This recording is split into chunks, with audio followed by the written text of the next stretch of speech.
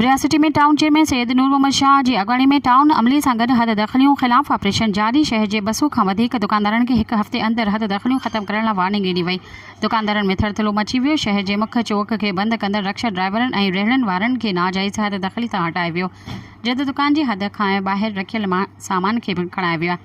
इन मौक़े ते टाउन चेयरमैन सैयद नूर मोहम्मद शाह जो चवणु हुयो त शहर में वधंदड़ हद दख़लियूं हटाइण लाइ सिंध हुकूमत जी हुकूमत ते शहर अंदरि 200 खां वधीक दुकानदार, रक्शा ड्राइवर ऐं रेहड़ियुनि खां वार्निंग ॾिनी वई त हिकु हफ़्ते अंदरि पंहिंजे हद खां अॻिते हद दख़लियूं ख़तमु करे ॿी सूरत में गरू ॾंड विझी सकारी तौर ते ऑपरेशन करे हद दख़लियूं हटाई वेंदियूं। रोड खे अवाम जी सहूलियत लाइ कुशादो बि कयो वेंदो। हुननि जो वधीक चवणु हो त हद दख़लियुनि जे आधार सबबि शहर जे मेन मुख्य चौक बस स्टॉप ते कलाकनि जा कलाक रोड बंदि रहे थो, जंहिं सबबि शहरी तौड़े मुसाफ़िरनि खे सख़्तु परेशानी पेश अचे थी। इन मौक़े ते vice chairman Shakeel Ahmed Memon, town officer Nadeem Solangi ऐं टाउन अमलो साण गॾु हुयो। सब्सक्राइब कयो अवामी न्यूज़ HD खे ऐं ताज़ा तरीन ख़बरुनि लाइ ॾिसंदा रहो अवामी न्यूज़ HD।